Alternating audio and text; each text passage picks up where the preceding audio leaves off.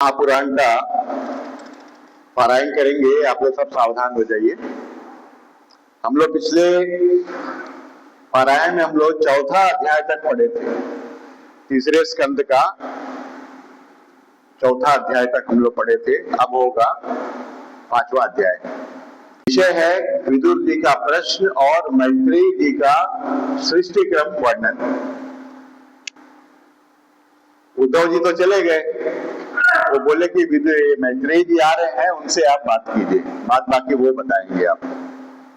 तो अभी मैत्रेयी जी आ गए हैं और विदुर जी प्रश्न कर रहे हैं, उनका समाधान जो है मैत्रेयी जी बताएंगे। मैत्रेयी जी वो ऋषि थे, मैत्रेयी ऋषि। वो मतलब पुराण वक्ता थे वो। हाँ, मैंने कथावाचक थे। जैसे सूत जी है ना, उसी तरह मैत्रेयी जी भी पूरा ये है, कथावाचक है और भगवान के भक्त थे।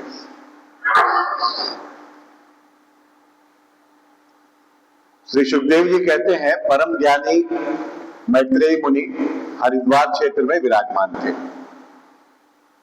भगवत भक्ति से शुद्ध हृदय वाले विदुर जी उनके पास जा पहुंचे और उनके साधु स्वभाव से आप्यायित होकर उन्होंने पूछा। विदुर जी प्रश्न कर रहे हैं, भगवान, संसार में सब लोग सुख के लिए कर्म करते हैं, परंतु उनसे ना तो उन्हें सुख ही मिलता है और ना उनका दुख ही दूर होता है, बल्कि उससे भी उनके दुख की वृद्धि ही होती है। अतः इस विषय में क्या करना उचित है, यह आप मुझे कृपा करके बतलाइए। हम लोग हर कोई जो है ना, हम लोग सुख के लिए सब कुछ कर रहे हैं, लेकिन बदले में हम लोग को दुख ही दुख मिल रहा है। लेकिन इस दुख में ही हम लोग आनंद का अनुभव कर रहे हैं। दुख भोगते हुए हम लोग आनंद का अनुभव कर रहे हैं, सुख का अनुभव कर रहे हैं।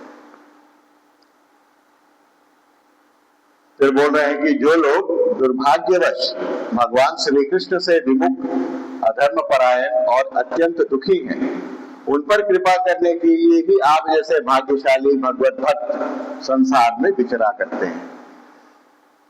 साधु शिरोमणि, आप मुझे उस शांतिप्रद साधन का उपदेश दीजिए जिसके अनुसार आराधना करने से भगवान अपने भक्तों के भक्तिपूत हृदय में आकर विराजमान हो जाते हैं और अपने स्वरूप का अपरोक्ष अनुभव करने वाला सनातन ज्ञान प्रदान करते हैं।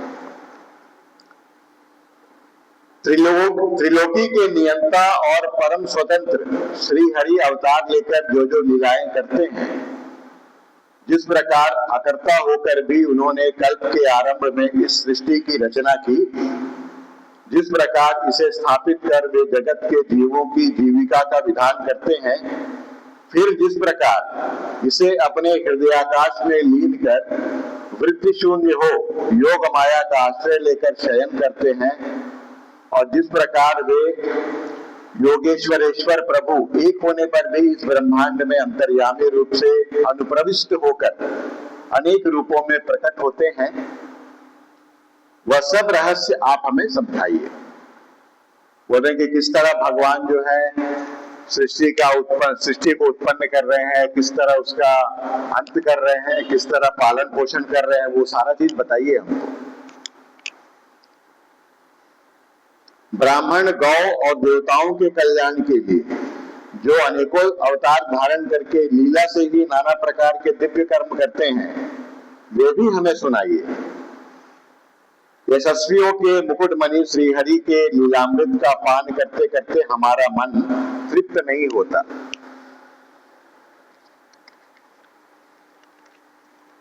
हमें यह भी सुनाइए कि उन समस्त लोकपतियों के स्वामी श्री हरि ने इन लोकपालों और लोकालोक पर्वत से बाहर के भागों को, जिनमें ये सब प्रकार के प्राणियों के अधिकारानुसार भिन्न भिन्न भेद प्रतीत हो रहे हैं, किन तत्वों से रचा है। द्विजवर, उन विश्वकर्ता स्वयंभू श्री नारायण ने अपनी प्रजा के स्वभाव, कर्म, रूप और नामों के भेद की किस प्रकार रचना की है, भगवान, मैंने व्यास जी के मुख से ऊंच नीच वर्णों के धर्म तो कई बार सुने हैं, किंतु अब श्री कृष्ण कथामृत के प्रवाह को छोड़कर अन्य स्वल्प सुखदायक धर्मों से मेरा चित्त ऊब गया है। विदुर जी बोल रहे हैं, मैंने व्यास जी के मुख से बहुत कुछ सुना है, जैसे ऊंच नीच वर्णों का क्या क्या धर्म है, सब बहुत सारा चीज मैंने सुना है, लेकिन भगवान का कथा ही मुझको सबसे अच्छा लगता है, वही आप मुझे सुनाइए। उन तीर्थपाद श्रीहरि के गुणानुवाद से तृप्त हो भी कौन सकता है। उनका तो नारदादि महात्मा गण भी आप जैसे साधुओं के समाज में कीर्तन करते हैं, तथा जब ये मनुष्यों के कर्ण रंध्रों में प्रवेश करते हैं तब उनकी संसार चक्र में डालने वाली घर गृहस्थी की आसक्ति को काट डालते हैं। मतलब भगवान का जो कथामृत है वो मतलब संसार चक्र से बाहर ले जाने वाला है, पार करने वाला है, कहने का अभिप्राय ये है। यह भगवत कथा की रुचि श्रद्धालु पुरुष के हृदय में जब बढ़ने लगती है तब अन्य विषयों से उसे विरक्त कर देती है। भगवान का जब कथामृत में जब रुचि होगा ना, तो सांसारिक जो रुचि है ना वो अरुचि हो जाएगा, संसार का रुचि अब नहीं रहेगा, भगवान में रुचि हो जाने पर, वही बता रहे हैं। वह भगवत चरणों के निरंतर चिंतन से आनंद मग्न हो जाता है और उस पुरुष के सभी दुखों का तत्काल अंत हो जाता है। सारा दुख जो है निवृत्त हो जाता है, अंत हो जाता है। मुझे तो उन शोचनीयों के भी शोचनीय अज्ञानी पुरुषों के लिए निरंतर खेद रहता है जो अपने पिछले पापों के कारण श्रीहरि की कथाओं से विमुख रहते हैं।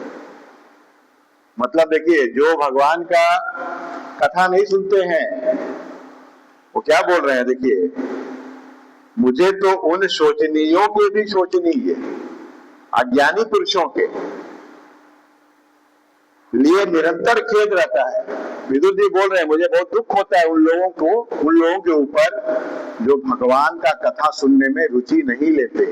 वो लोग बहुत ही पापी हैं, अज्ञानी हैं, बोल रहे हैं यहाँ पर। जो अपने पिछले पापों के कारण श्रीहरि की कथाओं से विमुख रहते हैं, नहीं सुनते। बोलते हैं काल भगवान उनके अमूल्य जीवन को काट रहे हैं, माने समय बीत रहा है उन लोगों का, काल के गाल में जा रहे हैं सब। अभी भी भगवान का भजन नहीं कर रहे हैं हम लोग, अपना समय जो है गंवा दे रहे हैं हम लोग, ये बोल रहे हैं। और वे वाणी, देह और मन से व्यर्थ वाद विवाद, व्यर्थ चेष्टा और व्यर्थ चिंतन में लगे रहते हैं। माने जिस चीज का हम लोग को जरूरत नहीं है उसी पे ज्यादा हम लोग चिंतन करते हैं, मतलब सांसारिक, वही चीज बोल रहे हैं। मैत्रेय जी, आप दीनों पर कृपा करने वाले हैं, अतः भौरा जैसे फूलों में से रस निकाल लेता है, उसी प्रकार इन लौकिक कथाओं में से इनकी सारभूता परम कल्याणकारी पवित्र कीर्ति श्रीहरि की कथाएं छांट कर हमें कल्याण के लिए सुनाइए। बोल रहे हैं श्रीहरि का कथा हम लोगों को सुनाइए, भगवान श्री कृष्ण का कथा हम लोगों को सुनाइए, इधर उधर का कुछ मत सुनाइए। देखिए कितना उनका रुचि है विदुर जी का। बोलते हैं उन सर्वेश्वर ने संसार की उत्पत्ति, स्थिति और संहार के लिए अपनी माया शक्ति को स्वीकार कर राम कृष्ण आदि अवतारों के द्वारा जो अनेकों अलौकिक लीलाएं की हैं वे सब मुझे सुनाइए। भगवान राम का अवतार लेके आए, कृष्ण का अवतार लेके आए, और ये सब अवतार धारण करने के बाद जो जो आकर यहाँ पर लीलाएं भगवान ने किया है वो सब हम लोगों को सुनाइए। श्री सुखदेव जी कहते हैं जब विदुर ने जीवों के कल्याण के लिए इस प्रकार प्रश्न किया, देखिए ये हम ही लोगों का कल्याण के लिए वैसा प्रश्न किए हैं विदुर जी। विदुर तो महात्मा थे ही, लेकिन महात्मा लोग प्रश्न करते हैं क्यों? उन लोग नहीं जानते ऐसा नहीं, वो लोग जानते हैं, लेकिन उनके द्वारा हम लोगों का कल्याण होगा, मनुष्य मात्र का कल्याण होगा, इस विचार से वो लोग प्रश्न करते हैं। देखिए यहाँ बता रहे हैं, जब विदुर जी ने जीवों के कल्याण के लिए इस प्रकार प्रश्न किया, तब तो मुनिश्रेष्ठ भगवान मैत्रेयी जी ने उनकी बहुत बड़ाई करते हुए यूं कहा। मैत्रेयी जी बोले, विदुर जी आपने सब जीवों पर अत्यंत अनुग्रह करके यह बड़ी अच्छी बात पूछी है। आपका चित्त तो सदा श्री भगवान में ही लगा रहता है, तथापि इससे संसार में भी आपका बहुत सुयश फैलेगा। आप श्री व्यास जी के औरस पुत्र हैं। विदुर जी कौन थे? व्यास जी के पुत्र ही थे। धृतराष्ट्र भी व्यास जी के पुत्र थे, पांडु जी भी व्यास जी के पुत्र थे, है ना।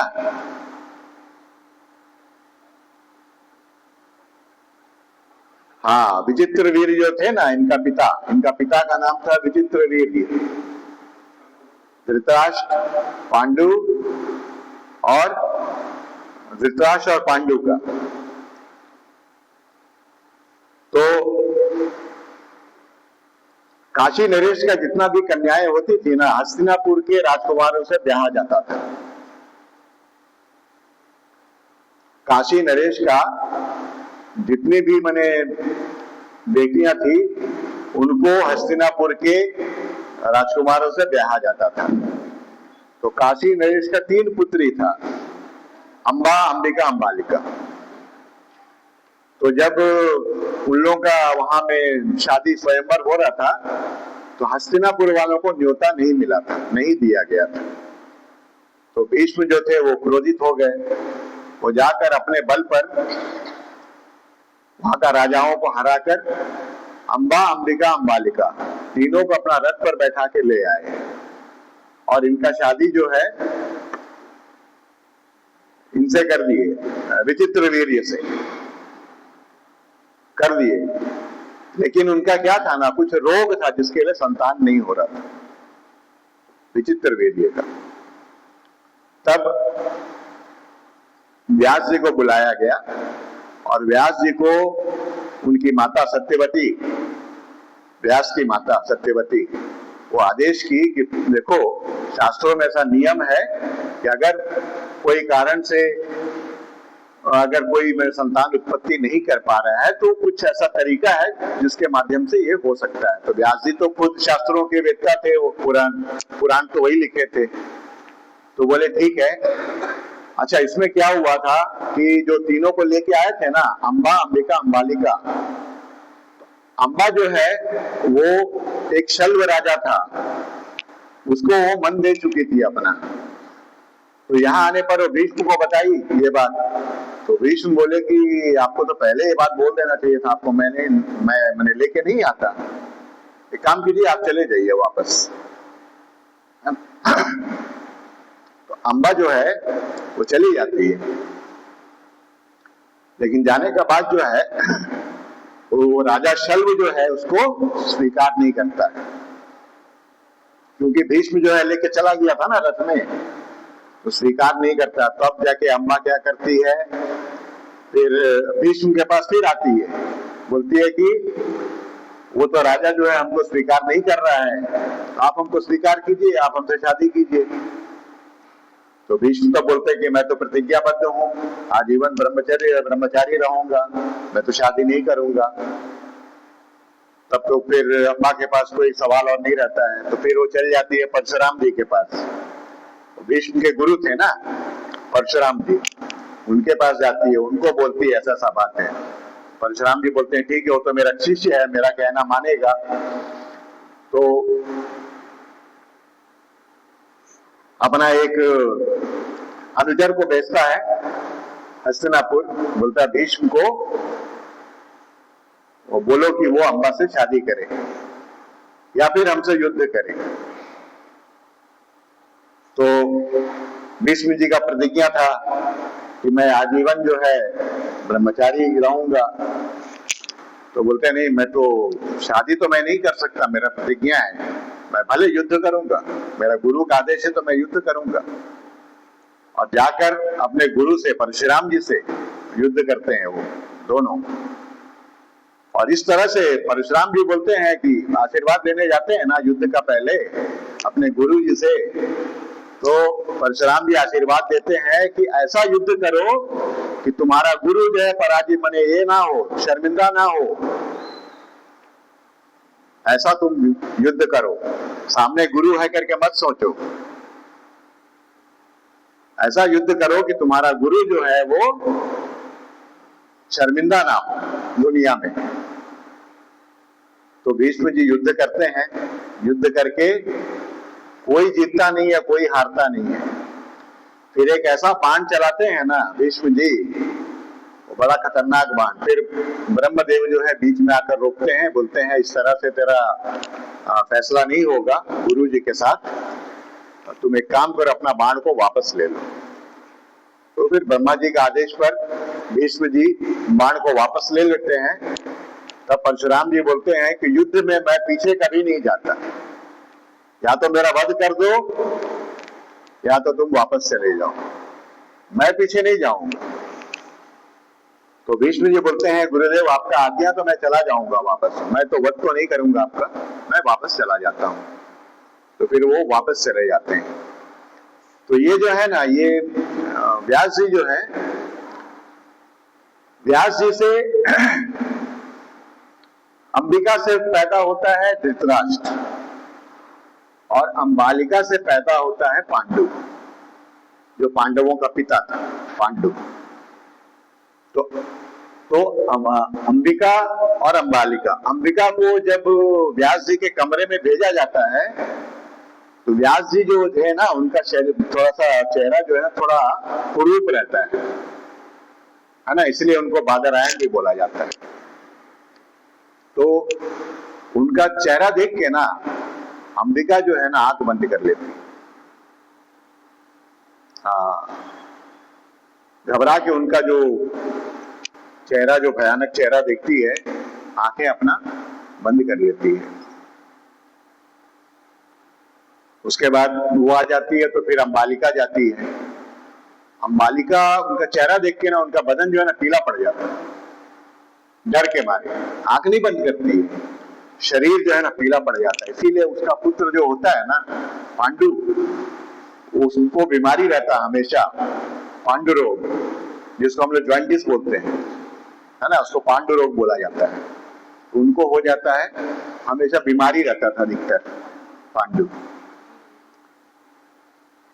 तब बाहर में आके जब सत्यवती को एक घटना बताता है ना कि ऐसा सा हुआ, वो पहली वाली जो अंबिका है वो आंख बंद कर लेती है। आंख बंद करने के चलते तो उसका बड़ा दुष्परिणाम होगा। सत्यवती बोलती इसका तो बड़ा दुष्परिणाम होगा, आंखें क्यों बंद की?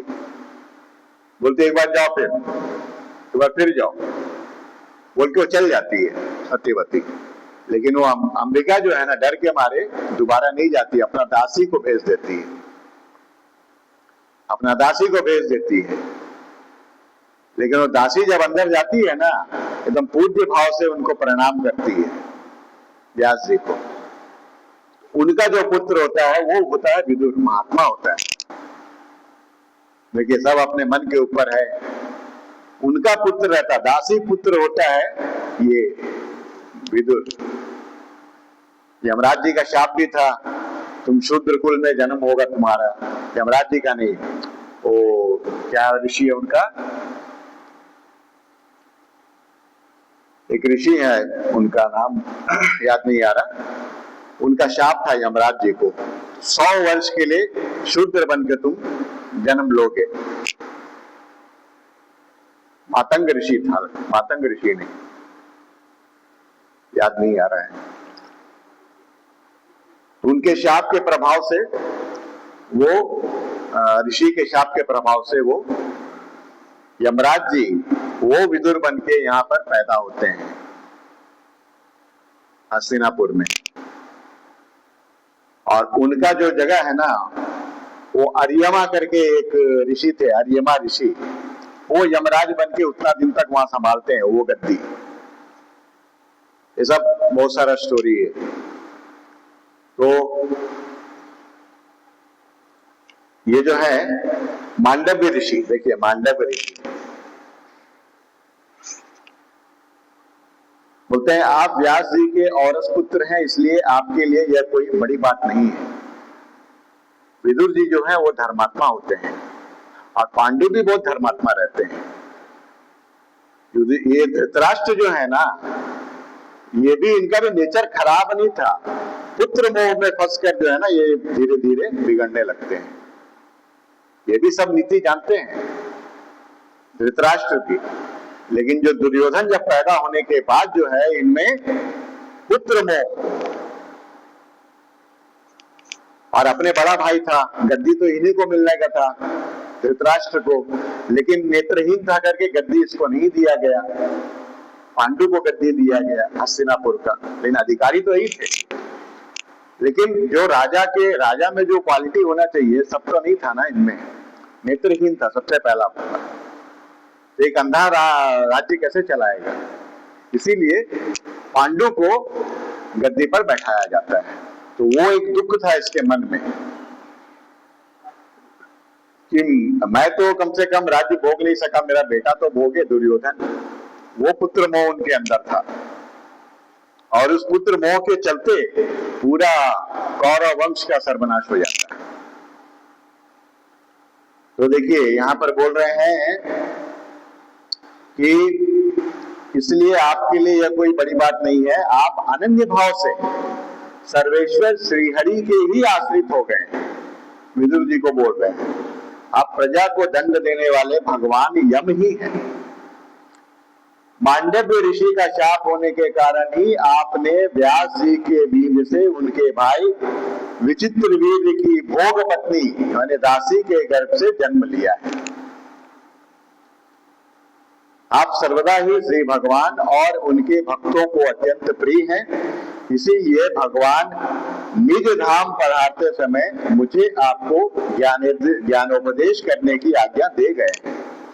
जब भगवान अपना स्वधाम को जाने लगे ना, तो मैत्रेय जी से भेंट हुआ, तो बोले कि विदुर जी से आपका भेंट होगा, उनको आप ज्ञान बताइए। वही बोल रहे हैं। इसलिए अब मैं जगत की उत्पत्ति, स्थिति और लय के लिए योग माया के द्वारा विस्तारित हुई भगवान की विभिन्न लीलाओं का क्रमशः वर्णन करता हूं। अब बता रहे हैं,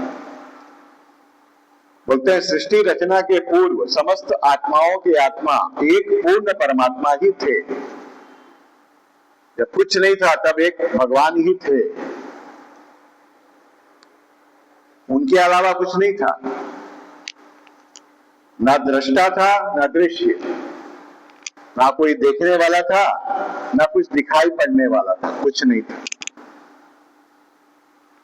हम लोग चतुश्लोकी भागवत में पढ़े थे ना, सृष्टि के पूर्व भी मैं था, सृष्टि प्रलय के बाद भी मैं रहूंगा, और बीच में भी जो दिख रहा है वो भी मैं ही भगवान बोल रहे हैं।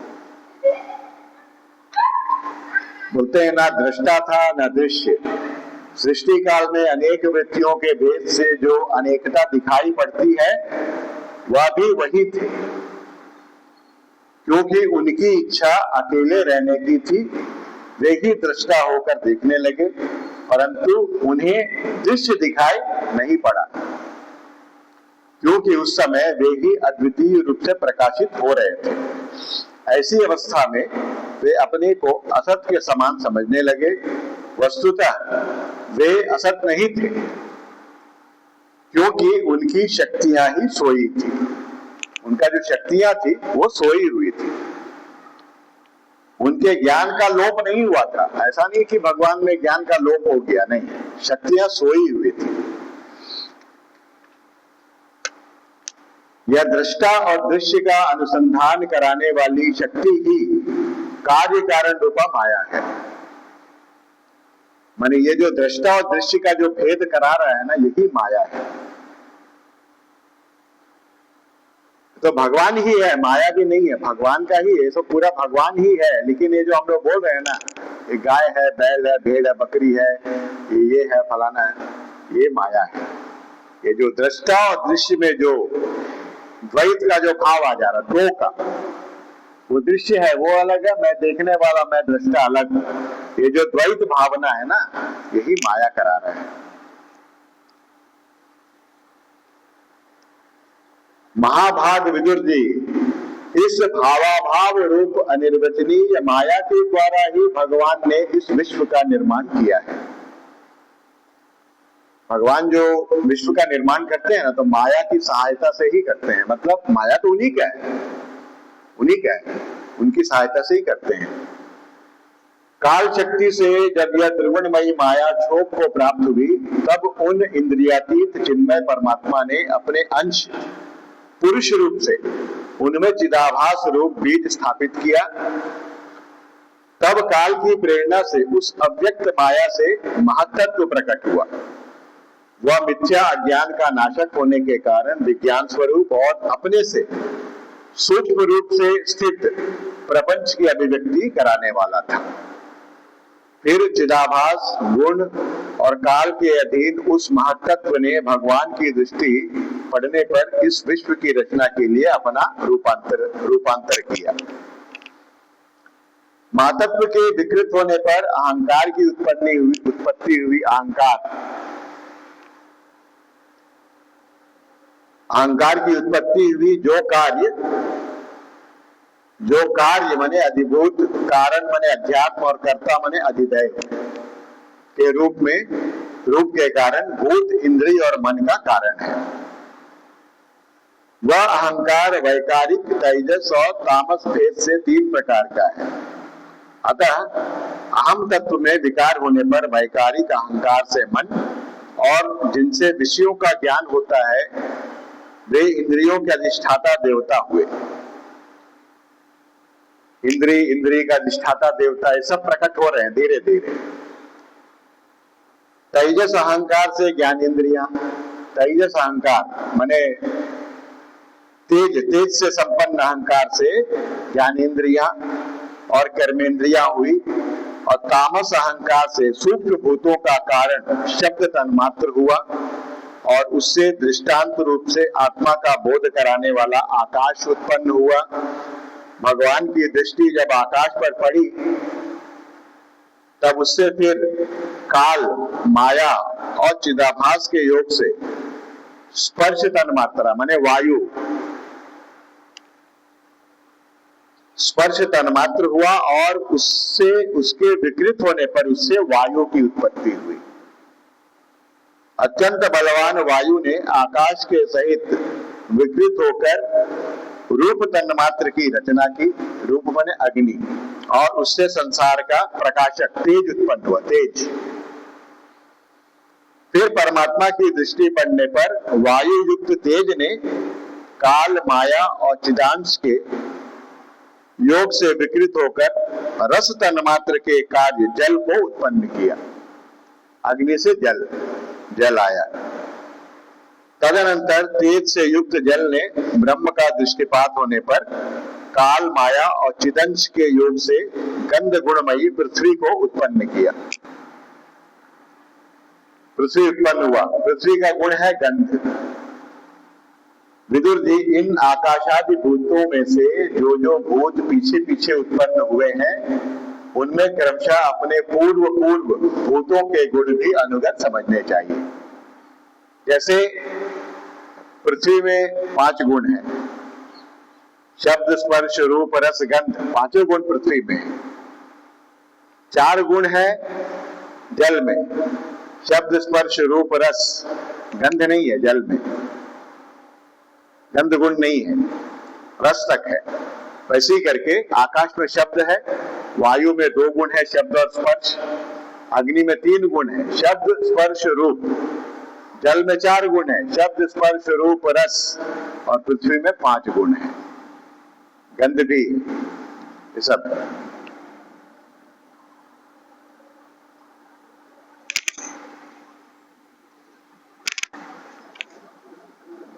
विदुर जी, इन आकाशादि तो ये महतत्वादि के अभिमानी विकार, विक्षेप और चेतनांश विशिष्ट देवगण श्री भगवान के ही अंश हैं। ये जितने भी देवता लोग हैं ना, वो सब भगवान के अंश हैं। हम लोग भी, जीव भी। किंतु पृथक पृथक रहने के कारण जब वे विश्व रचना रूप अपने कार्य में सफल नहीं हुए, तब हाथ जोड़कर भगवान से कहने लगे। मतलब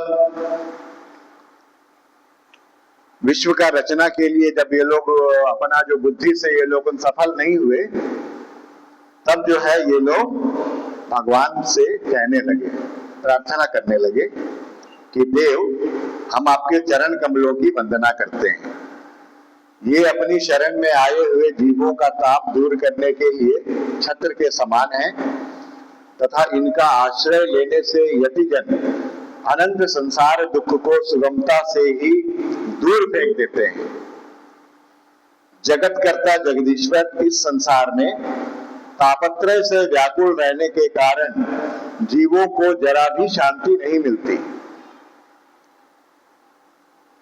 देखिए, जीवों को शांति नहीं मिलती। तीन तरह के ताप हैं हमारे यहाँ।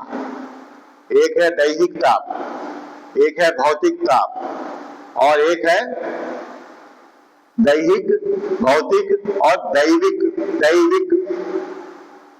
एक है दैहिक, देह से संबंधी, है ना, दैहिक, जिसको आध्यात्मिक ताप भी बोला जाता है। इसमें क्या है?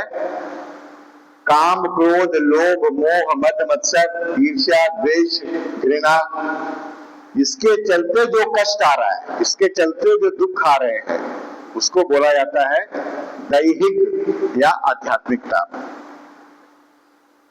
हम लोग किसी से घृणा करेंगे, किसी से द्वेष करेंगे, उससे जो हमको कष्ट मिलेगा, है ना, किसी को हम गाली गलौज करेंगे तो वो एक झापड़ लगाएगा, उससे हमको कष्ट होगा, शरीर को कष्ट होगा। और किसी से द्वेष करते रहेंगे तो मन में जो है एक ईर्ष्या का, जलन का भावना होते रहेगा, अंदर अंदर हम लोग जलते रहेंगे, घुटते रहेंगे। ये सब जो है ना, इसको बोला जाता है आध्यात्मिक ताप या दैहिक ताप। एक होता है अधिभौतिक ताप या भौतिक ताप भी बोल सकते हैं इसको। अधिभौतिक, जैसे हम कहीं जा रहे हैं, सांप काट लिया, बिच्छू काट लिया या कोई सांड मार दिया, होता है ना। ऐसे हम लोग बाहर जाते रहे, जा रहे हैं, सांप काट लिया, कोई बिच्छू काट लिया, कुत्ता ही काट लिया, सांड जो है मार दिया। ये है भौतिक ताप जो दूसरों से हमको मिलता है। कोई लड़का ही पत्थर फेंक के मार दिया, लग गया, यहाँ फट गया सर, इस तरह से होता है।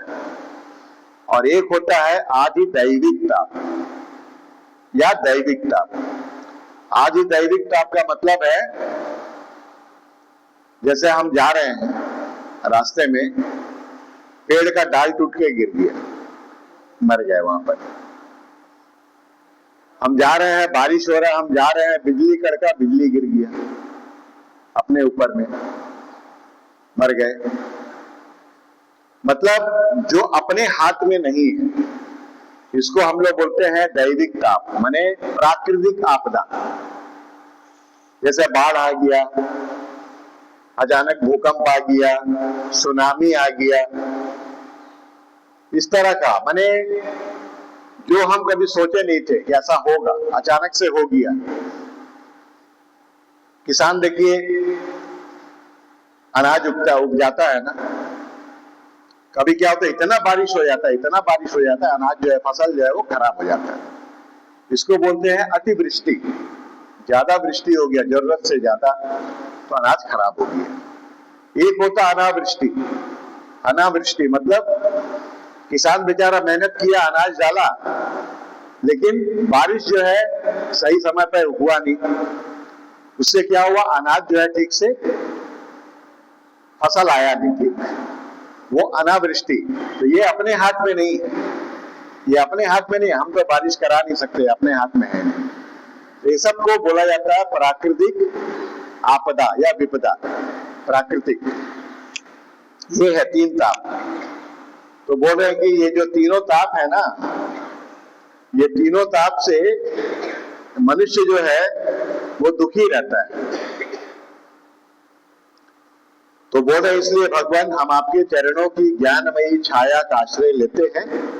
मुनिजन एकांत स्थान में रहकर आपके मुख कमल का आश्रय लेने वाले वेद मंत्र रूप पक्षियों के द्वारा जिनका अनुसंधान करते रहते हैं, तथा जो संपूर्ण पापनाशनी नदियों में श्रेष्ठ श्री गंगा जी के उद्गम स्थान है, आपके उन परम पावन पाद पद्मों का हम आश्रय लेते हैं। गंगा जी का उद्गम स्थान क्या है? भगवान विष्णु का चरण। भगवान विष्णु के चरण से ही गंगा निकली है।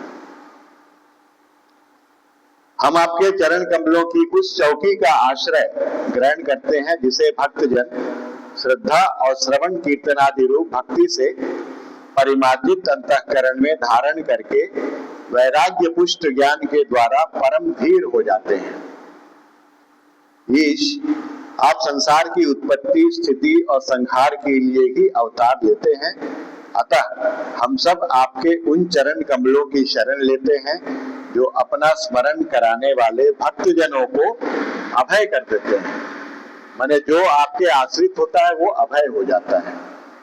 बोल रहे हैं,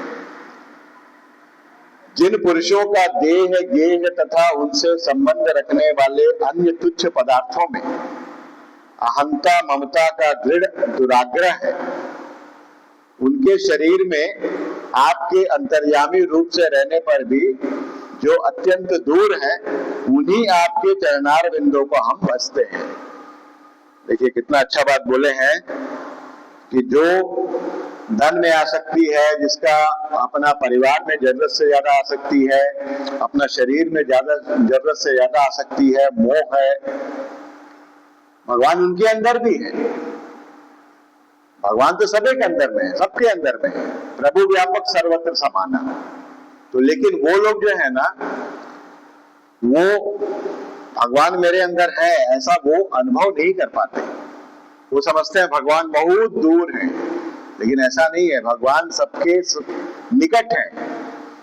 बोलते हैं संसार में कोई वस्तु अगर सबसे नजदीक है तो वो परमात्मा है। हमारे सबसे नजदीक कोई वस्तु है तो परमात्मा है, और सबसे दूर से दूर कोई वस्तु है तो ये शरीर है, ये बोला जाता है। परम यशस्वी परमेश्वर इंद्रियों के विषयाभिमुख रहने के कारण जिनका मन सर्वथा बाहर ही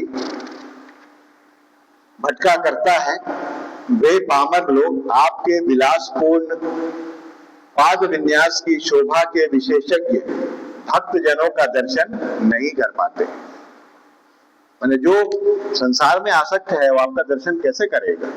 संभव नहीं है। इसी से वे आपके चरणों से दूर रहते हैं।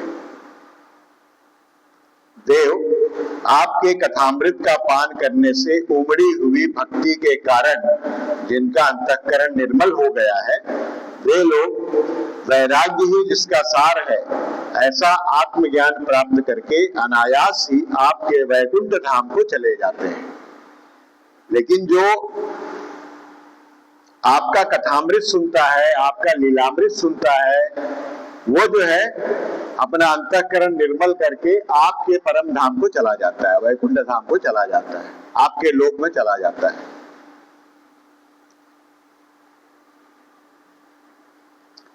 दूसरे धीर पुरुष चित्त निरोध रूप समाधि के बल से आपकी बलवती माया को जीतकर आप में ही लीन तो हो जाते हैं, पर उन्हें श्रम बहुत होता है। मतलब जो ज्ञानी लोग हैं, देखिए भगवान में पहुंचने का बहुत मार्ग है ना, भक्ति मार्ग है, कर्म मार्ग है, ज्ञान मार्ग है। तो ज्ञान मार्ग में जो भगवान का आश्रय ले लेते हैं, तो भगवान तो उनको पारी करा देते हैं, मतलब अपना नाव में बैठा के पार कर देते हैं। लेकिन ज्ञानी लोग बोलते हैं नहीं, हम भगवान का आश्रय नहीं लेंगे। ज्ञानी लोग भगवान को नहीं मानते, वो लोग मंदिर भी नहीं जाते हैं। ज्ञानी माने मार्ग है ना, मार्ग है ज्ञान मार्ग, भक्ति मार्ग। तो जो ज्ञानी होता है ना, वो भगवान ईश्वर को नहीं मानता है, वो ब्रह्म बोलता है, ब्रह्म। जबकि है एक ही चीज, लेकिन ब्रह्म बोलता है। वो बोलता है ब्रह्म सत्यम जगत मिथ्या, ब्रह्म सत्य है, ये जगत मिथ्या है, ऐसा बोलता है। लेकिन भगवान को मानने वाला, वो भगवान को भी सत्य मानता है, जगत को भी सत्य मानता है। जगत को झूठ नहीं मानता वो भक्त, बल्कि जगत में सारा जगह भगवान ही है ऐसा मानता है। देखिए डिफरेंस ये है ज्ञानी में और भक्त में। ज्ञानी बोलता है ब्रह्म सत्यम जगत मिथ्या, ये जगत जो है मिथ्या है, एक ब्रह्म ही सत्य है, ऐसा बोलता है ज्ञानी। भक्त क्या बोलता है? भगवान भी सच है, ये जगत भी सच है, भगवान ही जगत बने हैं, माने सोना ही आभूषण बना है, ऐसा बोलते हैं भक्त लोग। तो भक्तों को भगवान का आश्रय है, लेकिन ज्ञानियों का किसी का आश्रय नहीं है। वो तो निर्गुण निराकार ब्रह्म का आराधना कर रहे हैं ना, तो वो सहायता नहीं करता है। निर्गुण निराकार ब्रह्म वो कैसे करेगा सहायता? वो तो निर्गुण निराकार है, कैसे करेगा सहायता? नहीं करता। इसीलिए ज्ञानी लोग डूब जाते हैं, नदी पार नहीं हो पाते हैं, क्योंकि वो लोग तैर के जाते हैं ना। वो बोलते हैं मैं तैर के चला जाऊंगा, नदी पार कर जाऊंगा। और ये भक्त बोलता है मैं तैर के नहीं जाऊंगा, वहां नाविक बन के बैठा हुआ भगवान, उसके नाव में मैं बैठ जाऊंगा और वो हमको पार लगा देगा। ये है भक्त और ज्ञानी में डिफरेंस। तो ज्ञानी जो है अपने बल पर जाता है तो डूब जाता है, डूबना ही डूबना है, क्योंकि माया को कोई भी पार नहीं कर सकता।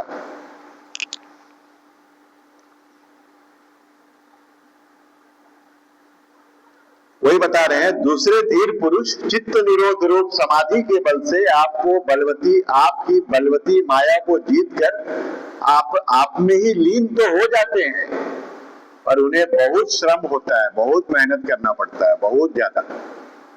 गीता में ही भगवान बोले हैं मेरा निर्गुण स्वरूप जो है वो से बहुत मेहनत है, सगुण जो है वो आसान है करके बोले हैं भगवान। किंतु आपकी सेवा के मार्ग में कुछ भी कष्ट नहीं है। आदिदेव, आपने सृष्टि रचना की इच्छा से हमें त्रिगुणमय रचा है, इसलिए विभिन्न स्वभाव वाले होने के कारण हम आपस में मिल नहीं पाते, और इसी से आपकी क्रीड़ा के साधन रूप ब्रह्मांड की रचना करके उसे आपको समर्पण करने में असमर्थ हो रहे हैं। अतः जन्म रहित भगवान, जिससे हम ब्रह्मांड रचकर आपको सब प्रकार के भोग समय पर समर्पण कर सकें, और जहां स्थित होकर हम भी अपनी योग्यता के अनुसार अन्न ग्रहण कर सकें, तथा ये सब जीव भी सब प्रकार की विघ्न बाधाओं को दूर रहकर हम और आप दोनों को भोग समर्पण करते हुए अपना अपना अन्न भक्षण कर सके, ऐसा कोई उपाय कीजिए। बोलते हैं ऐसा कोई उपाय कीजिए। आप निर्विकार पुराण पुरुष ही अन्य कार्य वर्ग के सहित हम देवताओं के आदि कारण हैं। आप जो है हम देवताओं के आदि कारण हैं। देव, पहले आप अजन्मा ही ने सत्वादि गुण और जन्मादि कर्मों की कारण रूपा माया शक्ति में चिदाभास रूप वेद स्थापित किया था। परमात्मा देव, महतत्वादि रूप हम देवगण जिस कार्य के लिए उत्पन्न हुए हैं, उसके संबंध में हम क्या करें? देव, हम आप पर ही अनुग्रह करने वाले हैं, हम पर आप ही अनुग्रह करने वाले हैं, इसलिए ब्रह्मांड रचना के लिए आप हमें क्रिया शक्ति के सहित अपनी ज्ञान शक्ति भी प्रदान कीजिए। इति श्रीमद् भागवते महापुराणे पारमहंस्याम संहितायाम तृतीय स्कंधे पंचमो अध्याय। यहाँ पांचवा अध्याय यहाँ समाप्त हो गया है। प्रेम से बोलिए राधे राधे, प्रेम से बोलिए राधे राधे, प्रेम से बोलिए राधे राधे।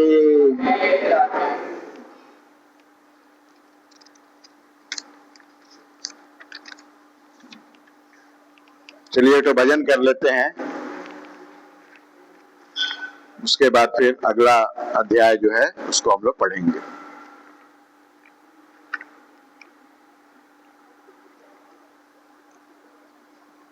परिणाम ही विराट पुरुष हैं, जिनमें चराचर जगत विद्यमान है।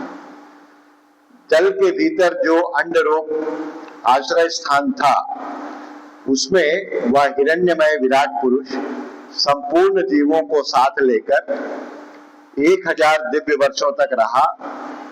वह विश्व रचना करने वाले तत्वों का गर्भ था। तथा ज्ञान, क्रिया और आत्मशक्ति से संपन्न था। इन शक्तियों से उसने स्वयं अपने क्रमशः एक हृदय रूप, 10 प्राण रूप और 3 विभाग किए। क्या विभाग किए? आध्यात्मिक, आदिदैविक और आदिभौतिक, 3 विभाग किए। यह विराट पुरुष ही प्रथम जीव होने के कारण समस्त जीवों का आत्मा, जीव रूप होने के कारण परमात्मा का अंश और प्रथम अभिव्यक्त होने के कारण भगवान का आदि अवतार है। सबसे पहला अवतार जीव का, प्रथम पुरुष ही सबसे पहला अवतार, विराट पुरुष। यह संपूर्ण भूत समुदाय इसी में प्रकाशित होता है। यह अध्यात्म, अधिभूत और अधिदैव रूप से 3 प्रकार का, प्राण रूप से 10 प्रकार का। देखिए 10 तरह का प्राण है ना, 5 पंच प्राण है, मुख्य प्राण, प्राण, अपान, समान, उदान, व्यान, और 5 जो है उप पंच प्राण है। वो नाग है, क्रिकर है, कूर्म है, देवदत्त है और धनंजय है, उप पंच प्राण है। तो सबका वर्क अलग अलग है, प्राणवायु एक ही है, लेकिन सबका जो काम अलग अलग है, इसलिए उनको अलग अलग नाम दिया गया है। ये 10 प्राण है, पंच प्राण ही बोला जाता है, मुख्य प्राण। फिर विश्व की रचना करने वाले महातत्वादि के अधिपति श्री भगवान ने उनकी प्रार्थना को स्मरण कर उनकी वृत्तियों को जगाने के लिए अपने चेतन रूप तेज से उस विराट पुरुष को प्रकाशित किया, उसे जगाया। उसके जागृत होते ही देवताओं के लिए कितने स्थान प्रकट हुए, यह मैं बतलाता हूं। विराट पुरुष के पहले मुख प्रकट हुआ, उसमें लोकपाल अग्नि अपने वह अंश वागेंद्री के समेत प्रविष्ट हो गया। वागेंद्री मतलब जो वाणी है, हम लोग जिससे बोलते हैं, जिससे यह जीव बोलता है। फिर विराट पुरुष के तालु उत्पन्न हुआ, उसमें लोकपाल वरुण अपने अंश रसनेन्द्रिय के सहित स्थित हुआ। तालु जिह्वा, जिससे जीव रस ग्रहण करता है।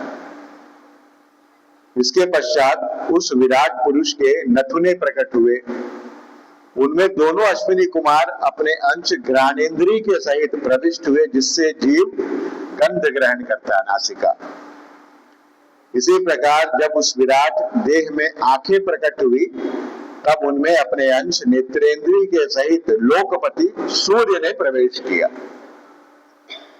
जिससे नेत्रेंद्रिय से पुरुष को विविध रूपों का ज्ञान होता है।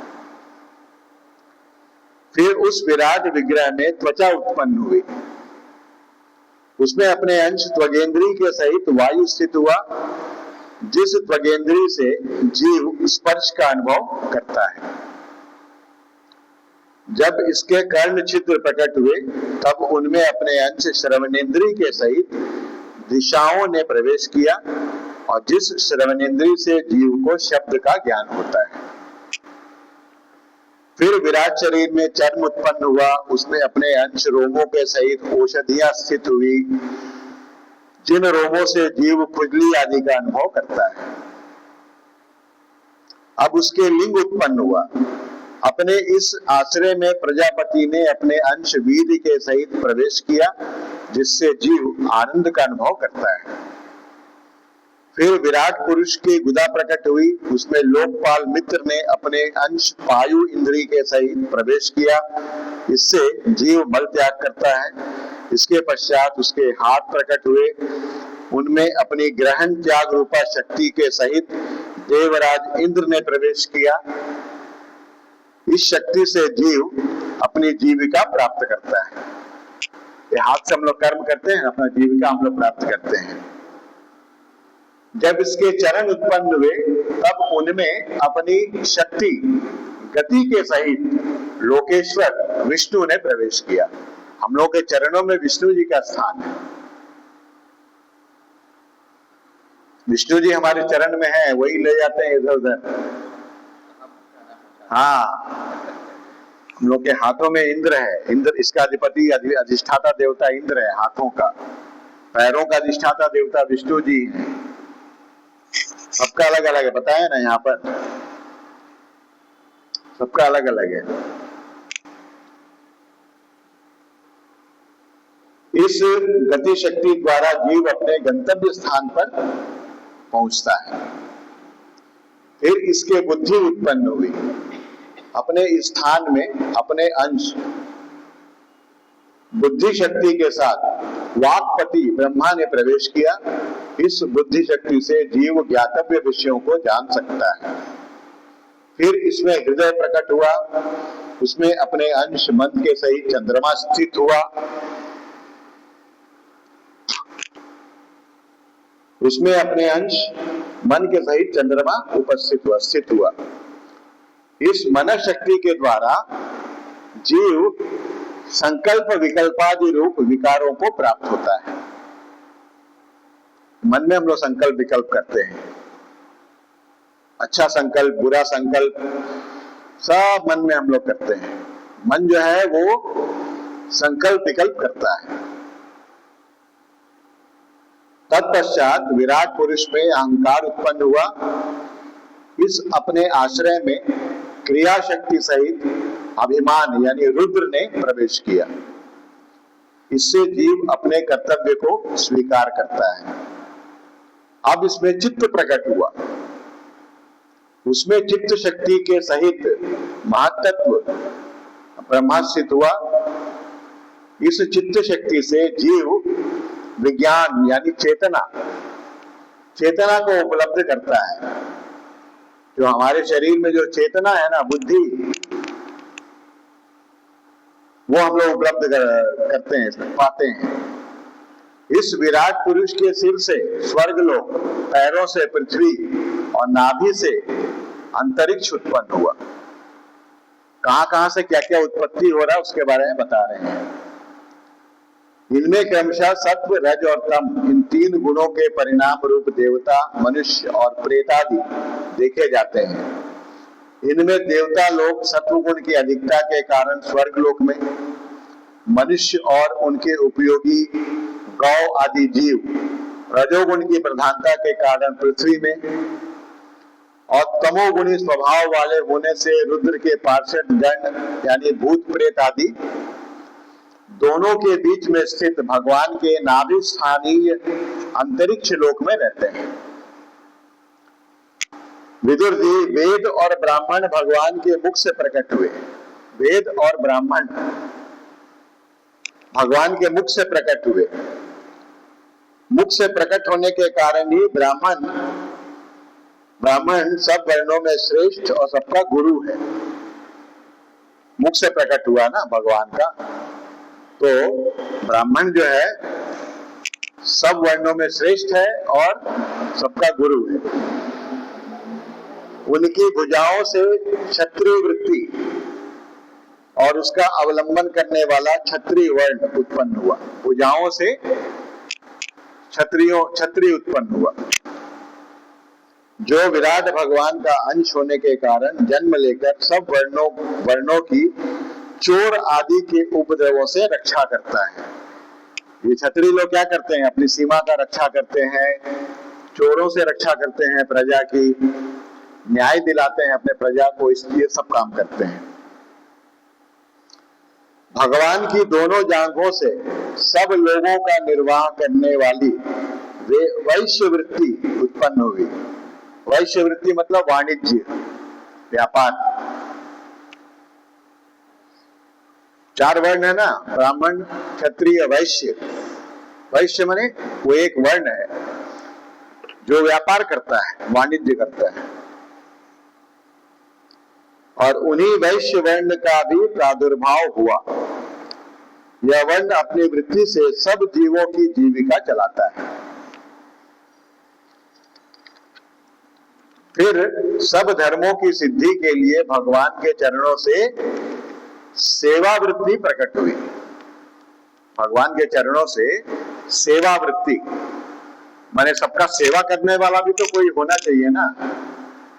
अगर ब्राह्मण वेद पढ़ेगा, पढ़ाएगा, राजा जो है अपना सीमा का रक्षा करेगा और चोर डाकुओं से प्रजा को बचाएगा, वैश्य जो है वो अपना वाणिज्य करेगा, व्यापार करेगा, तो सेवा कौन करेगा? उसके लिए भी तो वर्ण होना चाहिए। तो भगवान के चरणों से सेवा वृत्ति प्रकट हुई और उन्हीं से पहले पहल उस वृत्ति का अधिकारी शूद्र वर्ण भी प्रकट हुआ।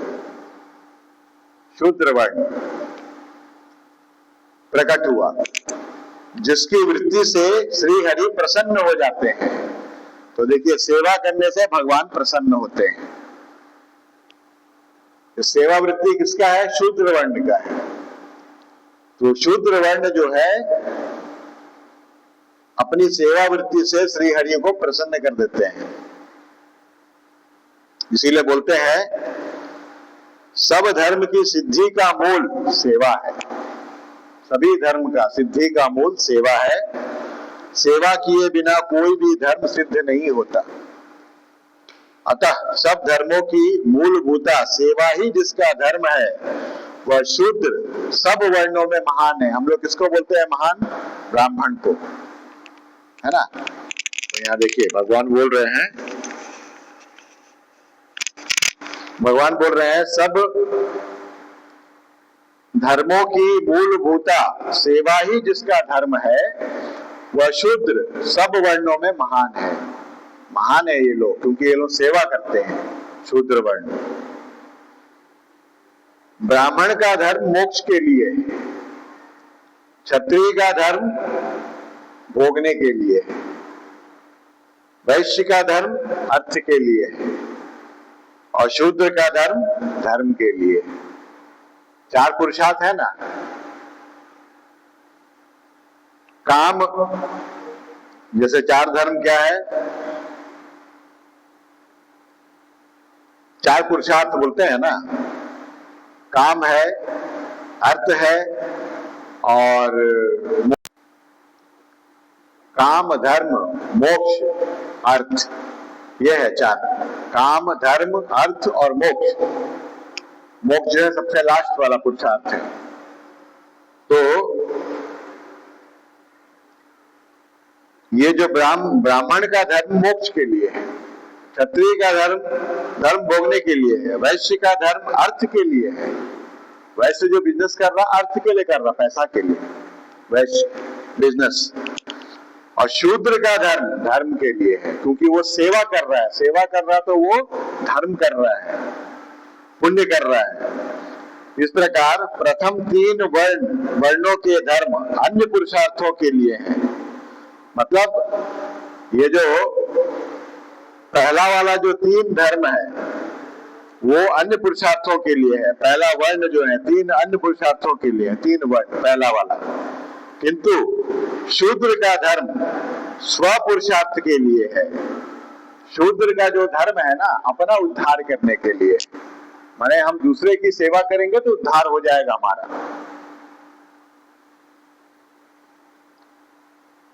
अतः इसकी वृत्ति से ही भगवान प्रसन्न हो जाते हैं। जो शूद्र का जो सेवा वृत्ति है उससे भगवान प्रसन्न हो जाते हैं।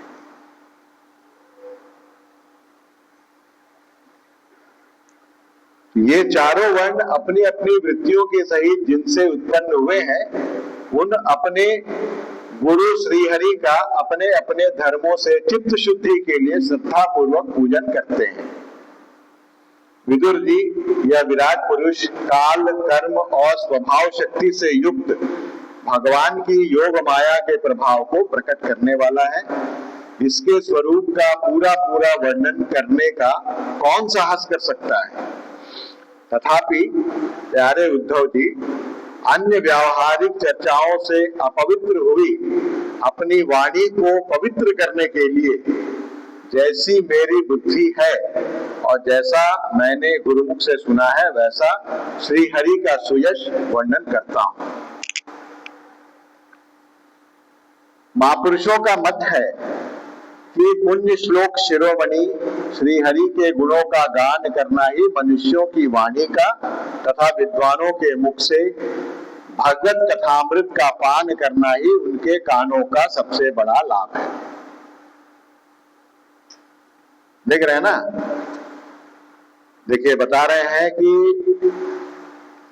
अन्य व्यावहारिक चर्चाओं से अपवित्र हुई, सांसारिक विषयों से जो हमारा मुंह जो है अपवित्र हो जाता है, उसको पवित्र करने के लिए जैसी मेरी बुद्धि है और जैसे मैंने गुरुमुख से सुना है वैसा श्रीहरि का सुयश वर्णन करता हूं।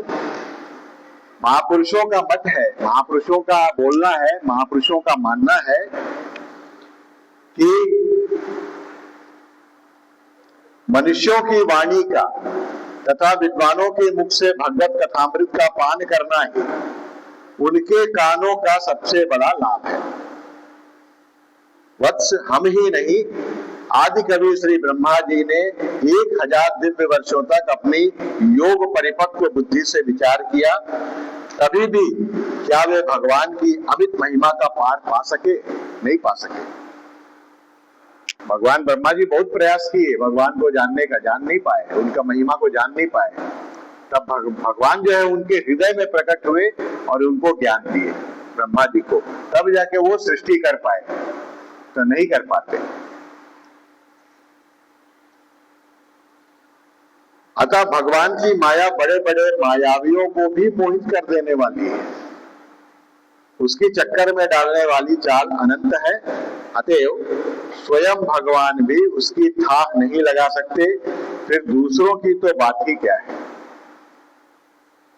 जहां तक पहुंचकर मन के सहित वाणी भी लौट आती है, ये वाणी, ये मन, ये बुद्धि भगवान तक पहुंच ही नहीं पाते, क्योंकि भगवान इससे परे हैं।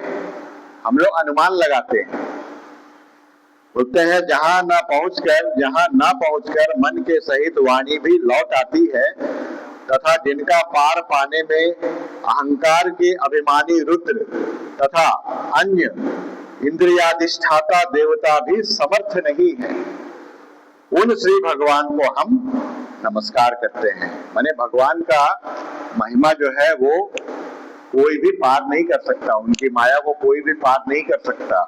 उनके जब हम लोग शरणागत होंगे तो हम लोग माया को पार कर पाएंगे। एक ही उपाय है और दूसरा कोई उपाय नहीं है। यही चीज यहाँ पर बताए हैं। ये अध्याय यहाँ पर समाप्त हो गया है। इत श्रीमद् भागवते महापुराणे पारमहंस्याम संहितायाम तृतीय स्कंधे षष्ठो अध्यायः। बोलिए वृंदावन बिहारी लाल की, प्रेम से बोलिए राधे राधे, प्रेम से बोलिए राधे राधे, प्रेम से बोलिए राधे राधे।